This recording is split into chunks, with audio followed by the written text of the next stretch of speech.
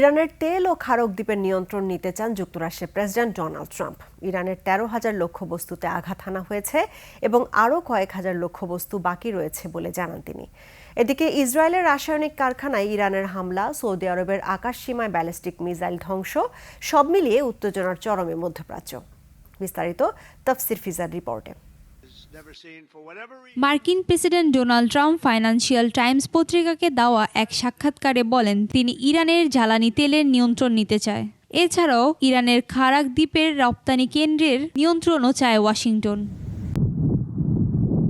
ইরানে প্রায় 13,000 লক্ষ্যবস্তুতে আঘাত হানা হয়েছে এবং আরও কয়েক হাজার লক্ষ্যবস্তু বাকি রয়েছে বলে মন্তব্য করেন ট্রাম্প। এছাড়াও পাকিস্তানের মাধ্যমে ইরানের সঙ্গে আলোচনা স্বাভাবিকভাবে চলছে বলেও জানান তিনি। লেবাননের দক্ষিণ অঞ্চলে জাতিসংঘের অভ্যন্তরীণ বাহিনীর সদর দপ্তরে হামলায় একজন শান্তিরক্ষী নিহত এবং আরও একজন গুরুতর আহত হয়েছে। এই ঘটনায় তীব্র নিন্দা জানিয়েছে জাতিসংঘ। এদিকে সৌদি আরবের 5টি ব্যালিস্টিক মিসাইল ভূপতিত করেছে দেশটির প্রতিরক্ষা ব্যবস্থা। সৌদি আরবের প্রতিরক্ষা মন্ত্রণালয় জানিয়েছে দেশটির পূর্বাঞ্চলীয় প্রদেশ লক্ষ্য করে 5টি ব্যালিস্টিক মিসাইল ছোড়া হয়। কোনো বড় স্থাপনার ক্ষতি বা হতাহতের খবর পাওয়া না গেলেও কিছু এলাকায় মিসাইলের ধ্বংসাবশেষ আছড়ে পড়েছে।